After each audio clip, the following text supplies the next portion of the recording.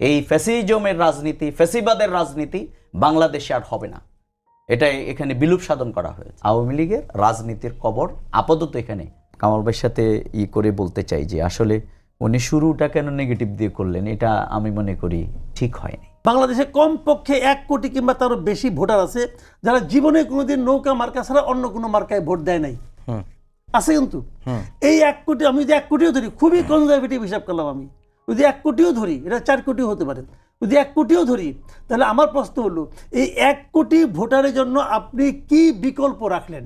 কামাল ভাই এটা কি উদ্দেশ্যে বলছেন, যে তিনি কি আওয়ামী লীগকে ইলেকশনে চাচ্ছেন কিনা? বাংলাদেশের মানুষ আওয়ামী লীগকে গ্রহণ করবে না।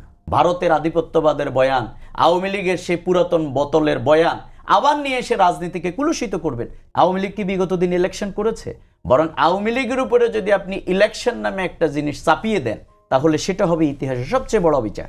তাদের যদি আপনি 30% ধরেন অথবা হোয়াটএভার যাই ধরেন, সেটা 4% নেমে আসছে। দুদুভাইদের মতো যারা এগুলো নিয়ে এখনো দোকানদারি করেন, এগুলো দোকানদারি করতে করতে আওয়ামী লীগের পরিণতি হবে যদি এইটা অব্যাহত রাখে। আওয়ামী লীগের যে জেনুইন যেগুলো আওয়ামী লীগের ভোট আছে, নৌকা মার্কার যে ভোটগুলি আছে, এগুলির মধ্যে আমার ধারণা যে নিয়ার অ্যাবাউট 50% তারা ভোট কেন্দ্রে যাবে না। যারা যাবে তারা কোথায় ভোট দিবে? তারা আর যাই হোক এনসিপি এবং জামাতকে দিবে না। এই কারণে দিবে না, তারা মনে করে যে তাদের দলকে যে এই রাজনৈতিক কর্মকাণ্ড নিষিদ্ধ করা হয়েছে অথবা নির্বাচনে বাইরে রাখা হয়েছে, এই পুরো কাজটা এনসিপি এবং জামাত করছে। দায়ী মাসুদ কামাল ভাই, আপনাকে দিয়ে আলোচনা করব। গতকালকেই সিইসি এই মন্তব্যটি করেছেন যে যারা মাঠে খেলবেন তাদের দায়টা আসলে বেশি, তারা যদি ফাউল করেন তাহলে কতজনকে লাল কার্ড দেখাবেন, এই মন্তব্যটি এসেছে। আর নির্বাচন নিয়ে এতদিনের যে ধোঁয়াশা ছিল, প্রধান উপদেষ্টার কার্যালয় স্পষ্ট বার্তা দিয়েছে নির্বাচন কমিশনকে, এবং আজকে একজন নির্বাচন কমিশনার জানিয়েছেন যে ডিসেম্বরে নির্বাচনের তফসিল ঘোষণা করা হবে। এই যে ডিসেম্বরে নির্বাচনের তফসিল ঘোষণা করা হবে, রোজার আগেই নির্বাচন হচ্ছে, এর পরেও এই নির্বাচন নিয়ে যদি কিংবা কিন্তু আছে কিনা এখনো? আমি আমাকে প্রথম কথাটা বলি, যে সিইসি যেটা বলেছেন যে কতজনকে লাল কার্ড দেখাবেন, যদি সবাই ফাউল করে তাহলে কেমন হবে?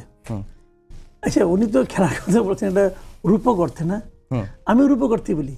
পৃথিবীতে কখনো শুনেছেন যে একটা খেলায় সবাই ফাউল করে লাল কার্ড পাওয়ার জন্য? এটা হয় না। কোনো খেলাতেই 2-3 জনের বেশি লাল কার্ড কেউ খায় না, 4জন 5জন খায় ম্যাক্সিমাম, তারপরেও খেলা চলে। কাজেই সবাইকে লাল কার্ড দেখানোর জন্য উনি যে মানে আহাজারি করছেন, এটা বাস্তবতা নয়। কারণ মানুষ তো ইলেকশনটা চায়, মানুষটা ফাউল করতে চায় না। কেন ফাউল করতে চাবে? সবাই ভোট দিতে চায়, সবাই ভোট পেতে চায়, সবাই ভোট পেয়ে নির্বাচনে বিজয়ী হয়ে ক্ষমতায় যেতে চায়, এটাই সবার চাওয়া। এখানে সবাইকে লাল কার্ড দেখাতে হবে সেটা এরকম না। আর ওনার যে অভিজ্ঞতা, উনি তো একসময় মানে আপনার সচিব ছিলেন, আমলা ছিলেন, আমলা থেকে ওখানে আসছেন। উনি হয়তো একটা পলিটিক্যাল যে একটা কালচার সেটা দেখে অভ্যস্ত ছিলেন যখন আমলা ছিলেন, হয়তো সে আলোকে বলছেন। কিন্তু এখন তো সেরকম হচ্ছে, এখন তো কোনো পলিটিক্যাল গভর্নমেন্টের আন্ডারে নির্বাচনটা হচ্ছে না। কাজে এখন যারা নির্বাচনে অংশ নেবেন তারা সবাই ফাউল করার মানসিকতা নিয়ে নির্বাচনে নামবেন, এটা আমি মনে করি না। এবং এই জিনিসটা আগের থেকে ওই ধরনের একটা এনভায়রনমেন্ট ক্রিয়েট করতে হবে। যদি মনে করেন নির্বাচনটা তো মানে খালি যেদিন নির্বাচন ওই দিনই না, তাহলে আগের থেকে তো নির্বাচনী প্রচারণা চলবে, মানুষের কাছে মানুষ ভোটের জন্য যাবে। তখন থেকে যদি আপনার ওই ধরনের আইন শৃঙ্খলা শক্ত রাখতে পারে গভর্নমেন্ট, তাহলে কিছুই হবে না, শান্তিপূর্ণ নির্বাচনই হবে। কাজে ওনার এই আশঙ্কাটা আগে নেগেটিভ আশঙ্কা করার কোনো দরকার নাই, উনি কেন করছেন আল্লাহ জানে। আর দ্বিতীয় যে কথাটা আপনি বললেন নির্বাচন নিয়ে এখনো শঙ্কা আছে কিনা, শঙ্কাটা উনি তো একটা ডেট ঘোষণা করে দিয়েছেন। এখন যিনি রাষ্ট্র ক্ষমতায় আছেন, যিনি সরকার চালাচ্ছেন, সরকার প্রধান নিজে একটা ডেট ঘোষণা করেছেন। এখন যদি ডেট ঘোষণা করে তাহলে আমি এখানে শঙ্কাটা প্রকাশ করব কেন? আমি তো ওনাকে বিশ্বাসই করতে চাই যে উনি একটা নির্বাচন দিবেন মানে রমজানের আগে। সেই হিসাব করে ধরা যাক ফেব্রুয়ারিতে নির্বাচন হবে। যদি ফেব্রুয়ারিতে নির্বাচনের কথা উনি ঘোষণা করে থাকেন, সেই অনুযায়ী 2 দিন পরে উনি একটা চিঠিও দিয়েছেন ইলেকশন কমিশনকে। ইলেকশন কমিশনও বলেছেন যে নির্বাচনের 2 মাস আগে তারা তফসিল ঘোষণা করবে, মানে ডিসেম্বরের ফার্স্ট উইকে তারা তফসিল ঘোষণা করবে। এখন এখানের মধ্যে বলেন আমি আশঙ্কা করতেই পারি, কিন্তু আশঙ্কাটা আমি করার ভিত্তিটা কি? আমি তো কোনো ভিত্তি খুঁজে পাচ্ছি না। এখন যদি আশঙ্কা যদি এমন হতো যে প্রধান উপদেষ্টা নির্বাচনের কথা বলেছেন কিন্তু উনি ইলেকশন কমিশনের কোনো চিঠি দিচ্ছেন না, গড়িমসি করছেন, তখন আমি বলতে পারতাম যে আপনি তো ঘোষণা করছেন, উনি তো চিঠি দিয়ে দিচ্ছেন, তো সবই তো স্মুথলি চলছে। এখন আমি শঙ্কা করব কেন? আমি এখন কোনো শঙ্কা মনে করি না। তেমন কিছু ঘটলে তখন করা যাবে। এই এত 6 মাস আগেই শঙ্কিত হওয়া, আতঙ্কিত হওয়া, সন্দেহ বা আতিগ্রস্ত হওয়া, এটার কোনো প্রয়োজন আছে বলে আমি মনে করি না। জি, ডক্টর রেজাউল করিম, আপনারা নির্বাচনের এই যে প্রধান উপদেষ্টার কার্যালয় থেকে নির্বাচন কমিশনকে চিঠি দেওয়া হয়েছে, ফেব্রুয়ারির আগে অর্থাৎ রোজার আগে নির্বাচনের কথা বলা হয়েছে, এটিকে দল হিসেবে জামায়াত স্বাগত জানিয়েছে। কিন্তু তারাও যদি কিন্তু কথা বলছেন, আপনারা বেশ কয়েকটি কথা বলেছেন যে সংস্কার হতে হবে, তারপরে হচ্ছে বিচারটা দৃশ্যমান করতে হবে। মানে আপনাদের কোনো শঙ্কার জায়গা আছে কিনা নির্বাচন? বিসমিল্লাহির রহমানির রহিম। ধন্যবাদ আমাদের সময় টিভি সম্মানিত দর্শক শ্রোতা মণ্ডলী এবং আমার শ্রদ্ধেয় সহ আলোচক।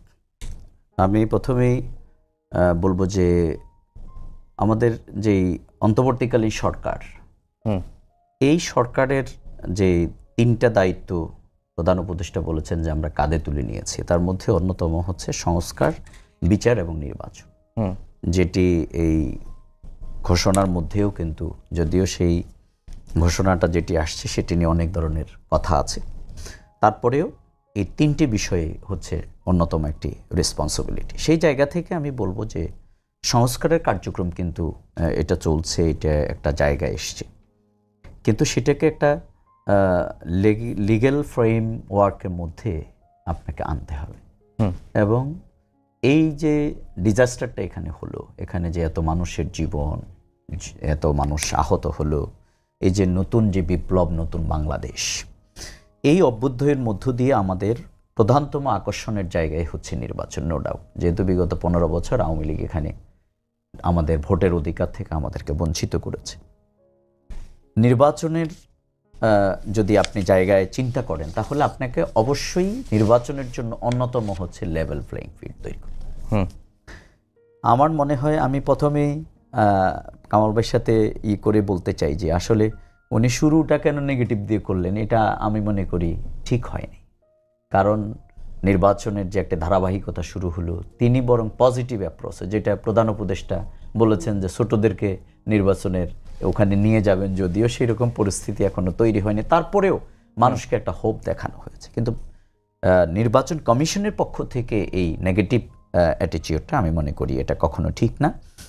দ্বিতীয় হচ্ছে যে আসলে একটি নির্বাচনের জন্য যে মৌলিক কয়েকটা বিষয় দরকার, তার মধ্যে হচ্ছে যে একটি স্বাধীন কমিশন গঠন, যেটা আমাদের এখানে আমরা চেষ্টা করছি, যদিও এটা এখনো কোনো পরীক্ষায় উত্তীর্ণ না। এই জন্য আমরা জামাত ইসলামের পক্ষ থেকে আমাদের দাবি ছিল যে এই সময়ের আগেই কিন্তু স্থানীয় নির্বাচনটা দিয়ে তাদের সক্ষমতা যাচাই করা যেতে পারে, সেটা আমাদের দাবির মধ্যে আছে।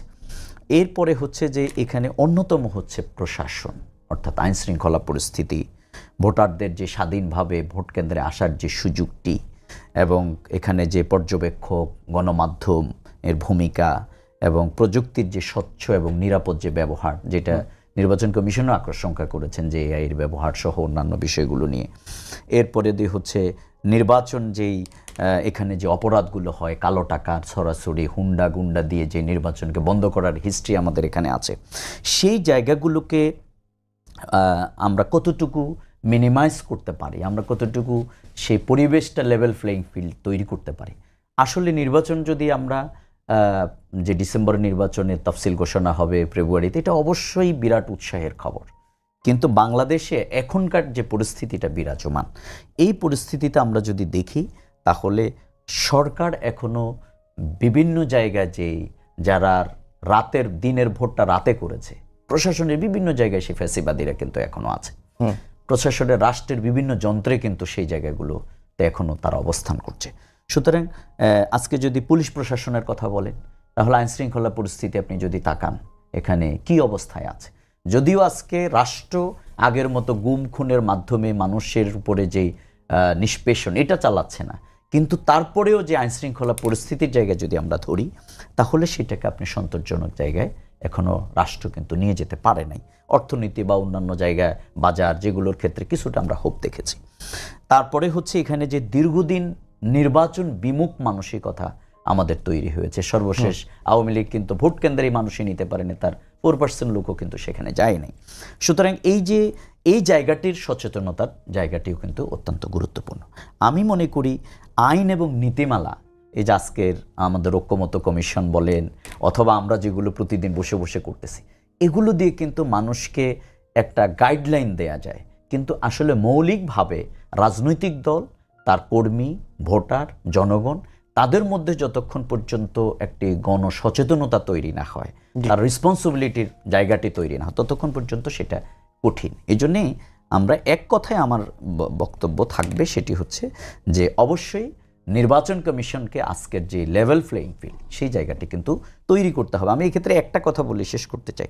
এই যে দেখলাম এই যে মোহাম্মদ সাইফুল ইসলাম সম্ভবত শান্ত, এই যে আফার ফিরবে না, হ্যাঁ, কাকুয়ার হাসবে না, উনি কিন্তু এই এসপি সাহেবের আপনি দেখেন, তিনি কিন্তু বেনজিরকে নিয়ে কি মানে তাকে কিভাবে সেই লিডার উই লাভ স্যালিউট তারপর, এবং সে কিভাবে অন্য জায়গায় তার পোস্ট সে দিয়েছে আগের তার মানোন্নয়নের পরে। সুতরাং এই যে তারাই কিন্তু আবার প্রশাসনের বিভিন্ন জায়গায় আমার আপনার হাত ধরে তারা কিন্তু এখন আবার নতুন একটি আবহ তৈরি করার চেষ্টা করছে। সুতরাং প্রশাসনে আপনি যতক্ষণ পর্যন্ত শস্যের মধ্যে ভূত থাকবে, ততক্ষণ পর্যন্ত আপনি আসলে ভূত তাড়াতে পারবেন। এই জন্য প্রশাসনকে তার সে স্বচ্ছতার জায়গায়, জবাবদিহিতার জায়গায় নিয়ে এসেই লেভেল প্লেইং ফিল্ডটা তৈরি। মাসুদ কামাল ভাই, আপনি একটি বক্তব্য দিয়েছেন, আমরা দেখলাম একটা অনলাইন পোর্টালের ফটো কার্ডে, যে জামাত যদি ইলেকশনে না যায় এই সরকার বেকায়দায় পড়বে, বিএনপিও বেকায়দায় পড়বে। কারণ আওয়ামী লীগ নাই, জামাত না থাকলে বিএনপি ইলেকশন করবে কার সঙ্গে? এনসিপির সঙ্গে। এটার কোনো বাস্তবতা মানে বাস্তব পরিস্থিতি নাই। এখন জামাত ইলেকশনে যদি না যায়, মানে এরকম কোনো শঙ্কা আপনি করছেন কিনা যে জামাত ইলেকশন? না, আমি শঙ্কা করি নাই। দেখেন, এই ফটো কার্ডগুলির সমস্যাটা কোথায় আমি বলি। ফটো কার্ড হলো আমাকে প্রশ্ন করা হয়েছে যে জামাত যেটা চেয়েছিল যে পিআর পদ্ধতি এবং বিচার এবং সংস্কার, এগুলি তো এই গভর্নমেন্ট এখনো হয় নাই। তার মধ্যে তো ইলেকশনে একটা সময় ঘোষণা করা হয়েছে যে হলো এখন যদি জামাত ইলেকশনে না যায় তাহলে কি হবে। তো তখন আমি এটা কইছি যে জামাত যদি ইলেকশনে না যায় তাহলে তো এটাই হবে। ধরেন এখন যদি এই যে বাস্তবতা, এখন ইলেকশনটা হচ্ছে কার সঙ্গে কার ভাই? ইলেকশন মানেটা কি? ইলেকশন মানে এখানে একটা প্রতিদ্বন্দ্বিতা হবে, একটা মানুষের মধ্যে ধারণা থাকবে কে জিতবে, কে হারে, কে জিতবে আমি জানি না। তো সেই দলটা কে? বিএনপি আর জামাত। এখন তার কোনো দল নাই। আওয়ামী লীগ তো ফিল্ডে নাই, আওয়ামী লীগে তো প্রতীকতা দেখা যাচ্ছে। আওয়ামী লীগ ইলেকশন করতে পারবে এরকম কিছু এখন পর্যন্ত দেখা যাচ্ছে না। শেষ মুহূর্তে কী হবে আমি জানি না। আমি আজকের বাস্তবতা থেকে যদি বলি, বিএনপি এবং জামাত এই দুই দলের মধ্যে যদি যে কোনো একটা দল না যায়, ওটা ইলেকশন হবে? তো আমি সেটাই বলছি। এখন উনি আমাকে জিজ্ঞাসা করেছে, আমি জবাব দিয়েছি। এখন এই জবাবটা কোন প্রশ্নের প্রেক্ষিতে, এটা না জেনে যদি কেউ ফটো কার্ড বানায় ফেলায়, আমি কি করবো রে ভাই? এখন তাই যে আমি হাতে পেয়ে ধরবো, ভাই আপনি এটা কেন বানাইলেন? জামাতের না যাওয়ার মতো কোনো প্রসঙ্গ উঠছে? উঠেনি। তখন জামাত তো এই ওনার সময় ঘোষণাকে তারা তো প্রত্যাখ্যান করে নাই। তারা কি প্রত্যাখ্যান করছে? না। আপনি হাইপোথেটিক্যালি ধরেন যদি প্রত্যাখ্যান করতো যে আমরা যা চেয়েছি তা আমি পাইনি, প্রত্যাখ্যান করতেও পারতো। আমাকে যিনি প্রশ্ন করেছিলেন উনি এটাই বলেছেন যে জামাত যা চেয়েছিল তা তো হয়নি। এখন কি জামাত যদি ইলেকশনে না যায় তাহলে কি হবে? তাহলে তো ওইটাই হবে। তো এখন তো সেরকম বাস্তবতা তৈরি হয় নাই। কাজেই এখন ওই ধরনের ফটো কার্ড নিয়ে কী করবো? ফটো কার্ড আমি মনে করি, আমি দর্শকদের অনুরোধ করি, ভাই ফটো কার্ডের দিকে তাকায়েন না। এই ফটো কার্ডগুলি করাই হয় মানুষকে বিভ্রান্ত করার জন্য, অহেতুক মানুষকে আকর্ষণ করার জন্য। ফেসবুক করে কি, এই ফটো কার্ডগুলি যা দর্শক আছে এইটার উপরে একটা পেমেন্ট করে ফেসবুক। ওই টাকার লোভে আমাদের সাংবাদিক ভাইয়েরা এই ধরনের কাজ করে। কথা পরিষ্কার। আবার এটাও হইতে পারে ফটো কার্ড। এই যেটা বললাম না, দুদিন পর দেখবেন যে এটা ফটো কার্ড হয়ে গেছে। যাই হোক, এটা ফটো কার্ড আরেক যন্ত্রণা ভাই। একটি বিষয় আপনি বলছিলেন যে আওয়ামী লীগ নির্বাচনে অংশ নিতে পারবে কি পারবে না, এই বিষয়টা তো এখনো পর্যন্ত সুরাহা হয়নি, সরকারের তরফ থেকে কোনো কিছু বলা হয় না। তাহলে কি হবে বেসিক্যালি? কি হবে আমি জানি না। আমি এটা নিয়েও একটা মন্তব্য করছিলাম, সেটা বলি। মন্তব্যটা এরকম, আমি বলেছিলাম এই যে আপনি ইলেকশনটা করতেছেন, এই ইলেকশনে আপনি একটা অন্তর্বর্তীকালীন সরকার, কিন্তু অন্তর্বর্তীকালীন সরকার মানে আমরা ধরে নিচ্ছি যে আমরা সবসময় বলেছি যে নির্বাচন হবে এমন একটা সরকারের অধীনে যে সরকারের কোনো রাজনৈতিক দৃষ্টিভঙ্গি থাকবে না, যে সরকার কোনো পলিটিক্যাল পার্টির পক্ষে অথবা বিপক্ষে কাজ করবে না, ওই নির্বাচনে তার কোনো ক্যান্ডিডেট থাকবে না। এরকম একটা সরকারকে আমরা অন্তর্বর্তীকালীন সরকার। এখন এরা বলছে আগে ছিল আমরা চাচ্ছি তত্ত্বাবধায়ক সরকার। আগামীতে ইলেকশন হলে যদি সংবিধানে সেই চেঞ্জটা আসে তাহলে সেটাই হবে। তো সেরকম ক্ষেত্রে আমার বক্তব্য ছিল যে এই যে সরকার যে নির্বাচনটা ঘোষণা করছে, এই নির্বাচনে যারা ভোট দেবেন, ইলেকশন কিন্তু কেবলমাত্র পলিটিক্যাল পার্টির জন্য না, ইলেকশন কিন্তু মূলত ভোটারদের জন্য। আমি ভোটার হিসেবে আমি নির্বাচন করব যে আগামী 5 বছর আমার এই সরকারটা পরিচালনার দায়িত্ব আমি কাকে দেব, এটা কিন্তু আমি নির্ধারণ করব। কিন্তু কাজেই এই ভোটারদের যে স্বাধীনতা, ভোটারদের যে অধিকার, সেটা প্রতিষ্ঠা পাওয়া দরকার। তো আমি প্রশ্নটা করেছিলাম যে বাংলাদেশে আমার জানা মতে, আমি যতটুকু বুঝি, মানে নানা রকম আওয়ামী লীগের এই দুঃশাসন, অমুক তমুক সব বাদ দিয়ে আমি যদি বলি, বাংলাদেশে কমপক্ষে 1 কোটি কিংবা তারও বেশি ভোটার আছে যারা জীবনে কোনোদিন নৌকা মার্কা ছাড়া অন্য কোনো মার্কায় ভোট দেয় নাই, আছে কিন্তু। এই 1 কোটি, আমি যদি 1 কোটিও ধরি, খুবই কনজারভেটিভ হিসাব করলাম আমি, যদি 1 কোটিও ধরি, এটা 4 কোটিও হতে পারে, যদি 1 কোটিও ধরি, তাহলে আমার প্রশ্ন হলো এই 1 কোটি ভোটারের জন্য আপনি কি বিকল্প রাখলেন? আমি এই প্রশ্নটা সরকারকে করতে যাচ্ছি। আপনি 1 কোটি ভোটারের জন্য আপনি কি বিকল্প রাখলেন? এরা কি বলবে? এরা কোথায় যাবে? এরা যদি বলে আমার পছন্দনীয় প্রার্থীর নাম এবং মার্কা আমি ওই ব্যালট পেপারে পেলাম না, তাহলে তারা তো বঞ্চিত হলো, তারা তো তাদের গণতান্ত্রিক অধিকার প্রয়োগ করতে পারলো না। তাদের জন্য আপনার কি চয়েস, তাদের জন্য আপনি কি পরামর্শ? এটা আমি সরকারকে প্রশ্ন করেছি।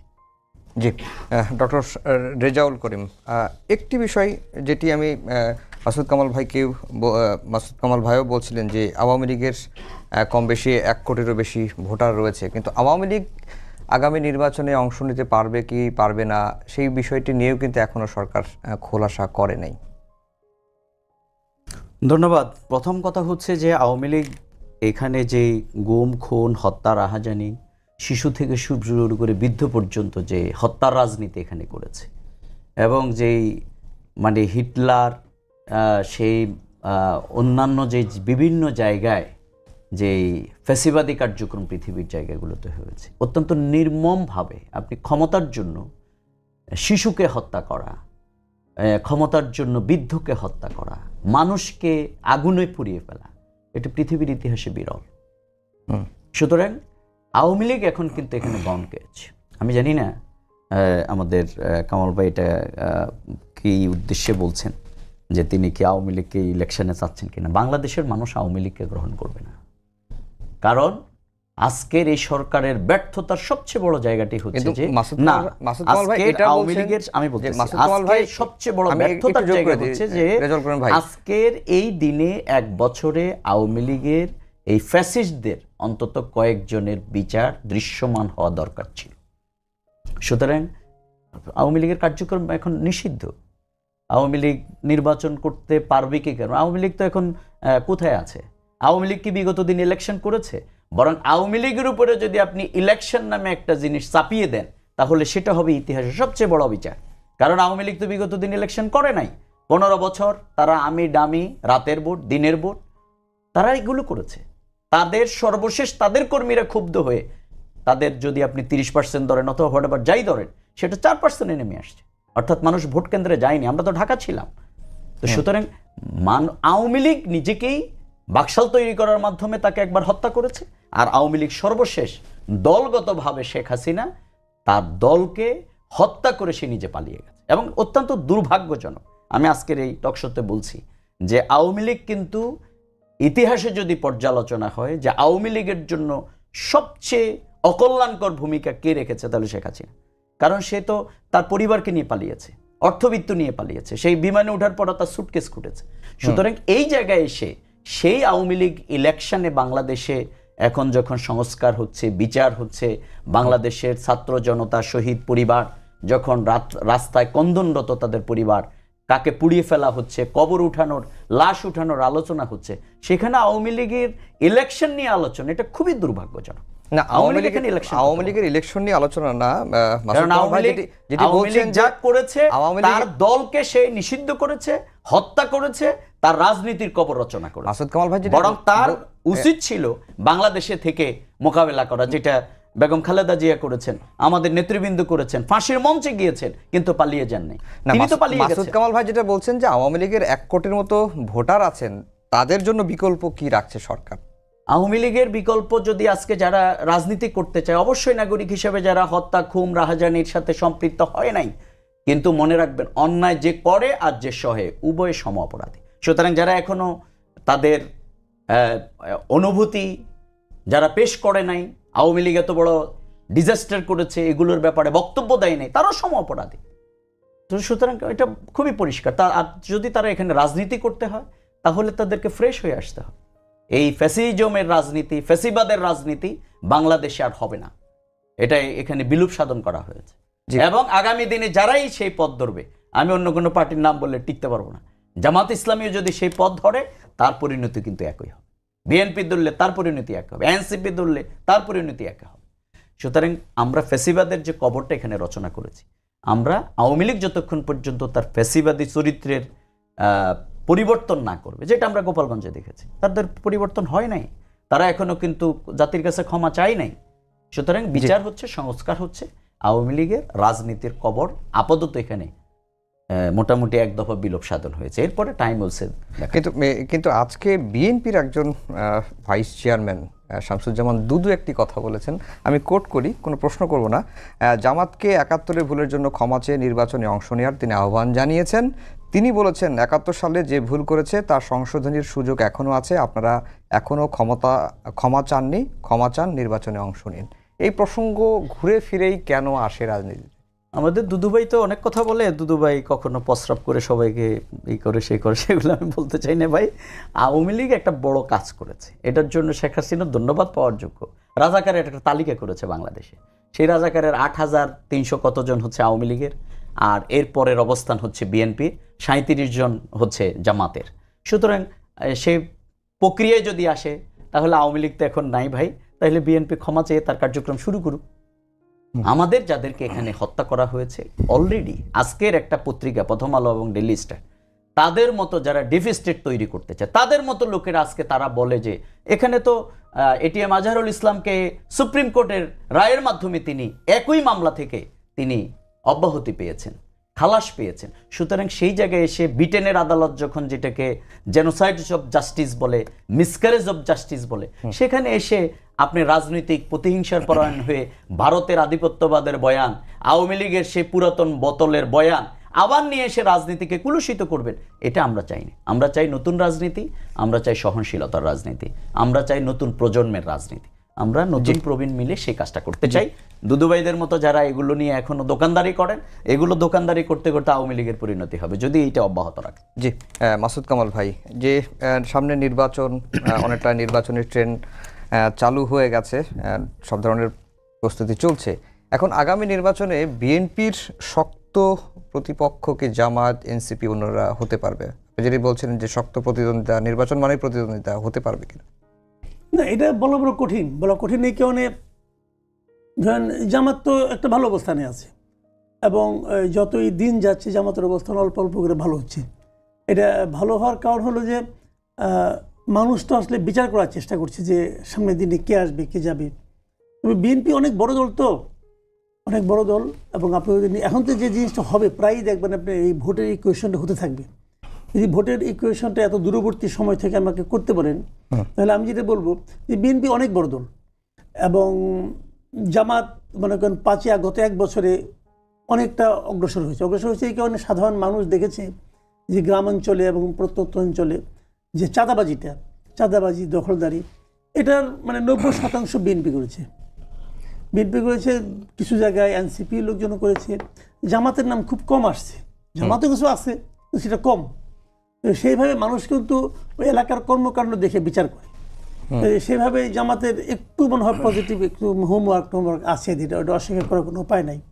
কিন্তু এটা করে তারা বিএনপির যে বিশাল গ্যাপ যেটা ছিল, সেই গ্যাপটাকে ওভারকাম করতে পারবে কিনা, এটা নিয়ে আমার সন্দেহ আছে প্রচুর। তারপরে আরেকটা কথা হলো যে আওয়ামী লীগ যদি ইলেকশন করতে না পারে, আওয়ামী লীগের যে ভোটগুলো, এই ভোটগুলো কিন্তু আমার ধারণা আওয়ামী লীগের যে জেনুইন যেগুলো আওয়ামী লীগের ভোট আছে, নৌকা মার্কের যে ভোটগুলো আছে, এগুলির মধ্যে আমার ধারণা যে নিয়ার অ্যাবাউট 50% তারা ভোট কেন্দ্রে যাবে না, এটা আমার ধারণা। যে 50% যাবে, অথবা যদি 40%ও যায়, যারা যাবে তারা কোথায় ভোট দিবে? তারা আর যাই হোক এনসিপি এবং জামাতকে দিবে না, এটা হলো আমার ধারণা। আমার ধারণা কিন্তু ভুল হতে পারে, আমি আবারও বলছি, আমি তো আর দেখে আসি নাই, আমি তার প্রত্যেকের মনের মধ্যে ঢুকি নাই যে ভাই তুমি কি করবা, বলতে পারবো না। তারা এনসিপি আর জামাতকে তারা ভোটটা দিবে না। এই কারণে দিবে না, তারা মনে করে যে তাদের দলকে যে এই রাজনৈতিক কর্মকাণ্ড নিষিদ্ধ করা হয়েছে অথবা নির্বাচনে বাইরে রাখা হয়েছে, এই পুরো কাজটা এনসিপি এবং জামাত করছে, এটা ওরা মনে করে। তো সেই বিবেচনায় বাকি থাকলো কে? বাকি থাকলো বিএনপি অথবা বাম দল যেগুলো আছে, যদি খুচরা বসে কিছু থাকে তারা হয়তো ওদিকে কিছু যাবে, কিন্তু ম্যাক্সিমাম ভোটই ওখানে বিএনপির সঙ্গে আসবে। যদি বিএনপির কাছে যায় তখন কিন্তু যে গ্যাপটা জামাত এর মধ্যে মানে কমিয়েছিল তার চেয়ে অনেক বেশি ভোট কিন্তু তখন বিএনপি পেয়ে যাবে। কাজে আমার কাছে মনে হয়েছে আগামী নির্বাচনে জামাত অনেক ভালো করবে, কিন্তু অনেক ভালো করলেও বিএনপির সঙ্গে ভোটের লড়াইয়ে হয়তো নাও পারতে পারে। আবার এটা এক সময় কিন্তু আসলে 6 মাস, এই 6 মাসে আরও অনেক কিছু চেঞ্জ হতে পারে, আরও অনেক নতুন নতুন ইকুয়েশন বেরোতে পারে। আমি জানি না কি হবে, 6 মাস পরে বোঝা যাবে।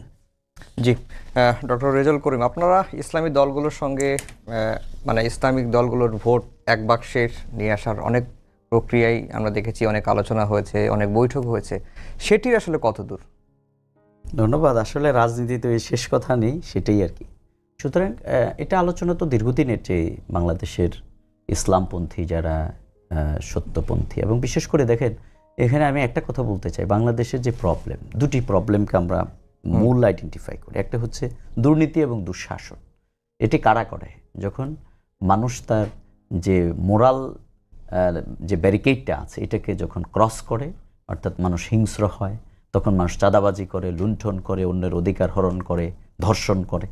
সুতরাং এই জায়গায় কিন্তু ইসলামপন্থীদের যেই কন্ট্রিবিউশনের জায়গাটা, অর্থাৎ রাষ্ট্রের দুর্নীতি, অন্যের উপরে অবিচার, জুলুম, এই জায়গায় কিন্তু তাদের অবস্থানটা আপনি ওকে বলতে হবে যে মানে খুবই কম, অর্থাৎ নেই বললেই চলে। পার্সোনালি হয়তো মানুষ হিসেবে কোনো অপরাধ করে, কিন্তু তাদের মোরাল একটা মোটিভেশন এবং অ্যাপ্লিকেশনের কারণে তারা এই কাজগুলো করে না। সুতরাং মানুষের এই প্রত্যাশাটার জায়গাটা বেশি তৈরি হয়েছে আওয়ামী লীগের দুঃশাসনের কারণে। 53 বছরের বাংলাদেশ যারাই শাসন করেছে, দুর্নীতি দুঃশাসনের কারণে মানুষের মধ্যে এই জায়গাটা তৈরি হয়েছে।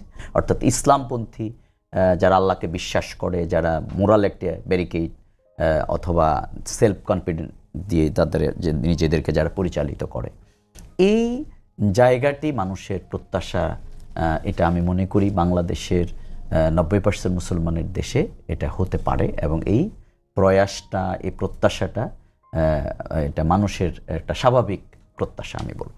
সেই জায়গা থেকে জামাত ইসলামী এবং অন্যান্য ইসলামিক দলগুলোর যেই আলোচনা সেটি অব্যাহত আছে, এবং আমরা তো মনে করছি যে এই চাঁদাবাজি, লুণ্ঠন, অবিচার, মানুষের উপরে এই বিপ্লব পরবর্তী অনেক কিছু যেগুলো হচ্ছে, আমার দেশ পত্রিকা গত সপ্তাহে সম্ভবত রিপোর্ট করেছে যে চাঁদার রেট আগে থেকে একটু বেশি আছে।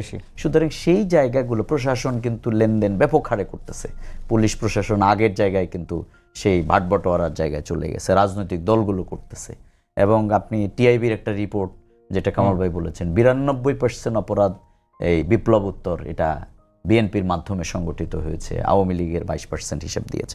সুতরাং এই জায়গাটিকে যদি মানুষের দেখার কারণে, মানুষের যে সচেতনতার জায়গা, মানুষ কিন্তু এখন ফেসবুকের কারণে আর ইউটিউবের কারণে প্রত্যেক মানুষ নাগরিকই কিন্তু সচেতন, সেই জায়গা থেকে মানুষের এই প্রত্যাশাটা। তো জামাত ইসলামী অন্যদের সাথে এবং এর বাহিরেও যারা জাতীয়তাবাদী শক্তি, তারাও এর সাথে হয়তো আপনি দেখবেন যে ইলেকশনের সময় অনেকেই হয়তো বেরিয়ে আসে, এর সাথে যুক্ত হবে। কারণ বাংলাদেশের মানুষ আর এই দুঃশাসন আর দুর্নীতি দেখতে চায় না। আমাদের আমির জামাত ডক্টর শফিকুর রহমান, তিনি অসুস্থ হয়েছেন সমাবেশে, কিন্তু তিনি তার বক্তব্যের স্ট্রং যে কমিটমেন্টের জায়গা ছিল যে আমরা যদি নির্বাচিত হই, জনগণ আমাদেরকে ক্ষমতার জন্য বাছাই করে, তাহলে আমরা কি করব না সেটি বলেছেন। আর অন্যতম একটা যেটা জাতীয় পত্রিকায় আপনার হেডলাইন করেছেন যে আমরা এই ফ্যাসিবাদের বিরুদ্ধে লড়াই করে আমরা বিজয়ী হয়েছি, আগামী দিন আমাদের বিজয়ের জায়গা আমরা ঠিক করেছি দুর্নীতির বিরুদ্ধে। আজকে সুতরাং সেই জায়গা থেকে আমরা আশা করব যে বাংলাদেশে যারা নট অনলি ইসলামিক দলগুলো, যারাই বাংলাদেশের এই দেশের উন্নতি, অগ্রগতি, কল্যাণ এবং তরুণ প্রজন্ম যারা চাচ্ছেন, তারা হয়তো সকলেই মিলেই একটা প্ল্যাটফর্ম তৈরি করা সম্ভব। আজকে একটি পত্রিকার রিপোর্টটি এরকম ছিল যে বিএনপির ভারপ্রাপ্ত চেয়ারম্যান বা বিএনপির কাছেই কূটনৈতিকরা জানতে চাচ্ছেন যে বিএনপি যদি ক্ষমতায় যায় তাহলে দেশ কিভাবে পরিচালনা হবে, তারা কি করতে চান। আমি যদি এই প্রশ্নটা আপনাদের করি যে আপনারা যদি ক্ষমতায় যান বা ইসলামী দলগুলো যদি ক্ষমতায় যান, তাহলে আপনারা কিভাবে দেশ পরিচালনা করবেন? হ্যাঁ, এটা নিয়ে তো আপনি বিএনপির কথা না শুধু, এটা আপনারা দেখেছেন যে বাংলাদেশের এই বিপ্লব পরবর্তী বাংলাদেশের সকল কূটনৈতিক অফিসগুলো তারা কূটনীতিকরা জামাত ইসলামীর আমির নেতৃবৃন্দের সাথে একবারে সিরিজ অফ মিটিং তারা করছেন, এবং তাদের বক্তব্য এখানে এটাই ছিল যে আপনারা যদি রাষ্ট্র পরিচালনার সুযোগ যদি পান তাহলে আপনারা কি করবেন। আমি মোটা দাগে যে দুইটা কথা বলেছি, আমরা আমাদের এই বাংলাদেশের এখনও বাংলাদেশের মানুষ কিন্তু সামগ্রিকভাবে কিন্তু অসৎ না, বরং তাদেরকে কিছু লোক অসৎ করে অপরাধের দিকে তাদেরকে এই যে আপনি পুলিশ প্রশাসন যদি বলেন, এখনো 60% অথবা এর থেকেও বেশি হোয়াটএভার আই ডোন্ট নো মানে পাবেন যারা সৎ। সুতরাং এই যে আমাদের সিস্টেমগুলো এখানে আমাদেরকে করে রেখেছে, এই জন্য আমাদের মোরাল মোটিভেশনের সাথে সাথে আমরা এই দেশের সকল মানুষের জন্য একটা বাংলাদেশ, সব ধর্ম সব বর্ণ সবার জন্যে, এই জায়গাটা আমরা বিনির্মাণ করতে চাই। এবং আমরা মনে করি ছাত্র সমাজের এবারে যে স্লোগানটা মোর সিগনিফিকেন্ট উই ওয়ান্ট জাস্টিস, একটা স্লোগান তারা দিয়েছে, সেই ইনসাফের বাংলাদেশ যদি হয় তাহলে সব মানুষে তার অধিকার পাবে, সব ধর্ম বর্ণ সব মানুষের সেটা পাবে, সেটা আমরা বিনির্মাণ করতে চাই।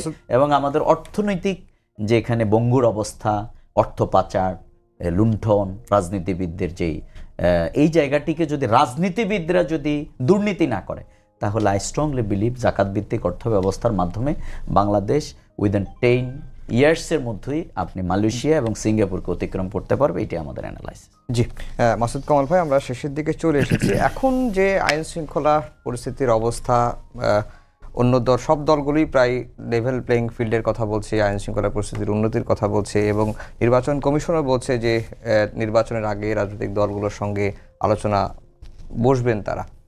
তো শুধুমাত্র যে নির্বাচন কমিশনই নির্বাচন করবেন তা না, সরকারও সহযোগিতা করবে, রাজনৈতিক দলগুলোর একটি বড় ভূমিকা রয়েছে। কি করা যেতে পারে একটি সুস্থ অবাধ নির্বাচন করার জন্য? আসলে চ্যালেঞ্জটাই বা কি? দেখেন, আইন শৃঙ্খলা পরিস্থিতি যে জিনিসটা আছে এটা খুব যে একটা ভালো অবস্থা আছে তাই আমি বলবো না। ভালো অবস্থা নাই এই কারণে পুলিশের মধ্যেই পুলিশ নিজেরাই খুব ভীতিকর অবস্থায় আছে।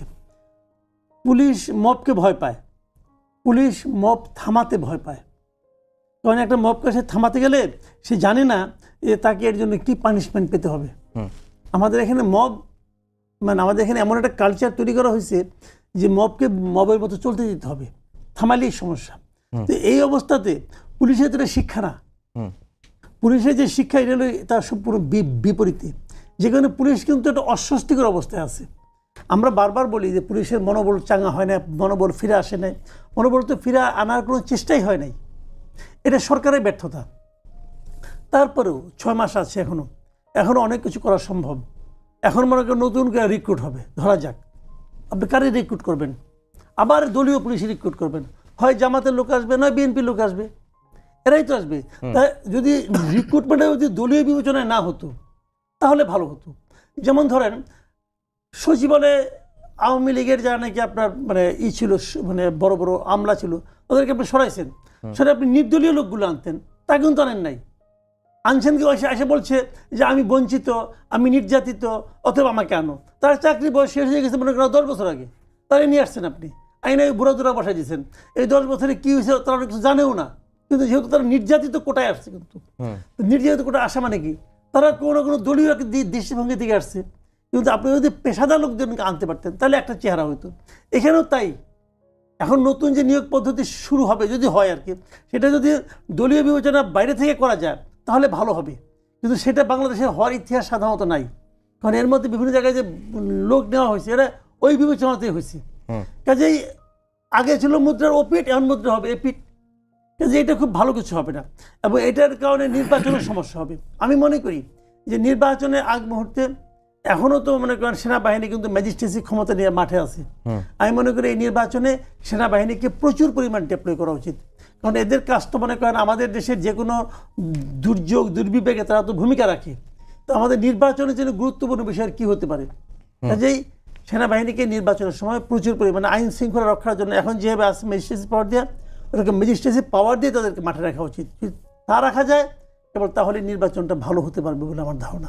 আরেকটি কথা বলছেন যে প্রশাসনকে নিরপেক্ষ রাখার স্বার্থেই হয়তো স্বরাষ্ট্র উপদেষ্টা এই কথা বলেছেন যে নির্বাচনের আগে এসপিওসিদের লটারির মাধ্যমে বদলি করা হবে।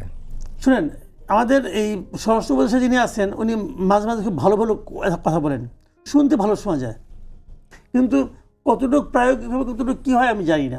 তবে উনি সর্বশেষ যে কথাটা বলছেন যে পোস্টিং হবে লটারির মাধ্যমে, এটা হবে না।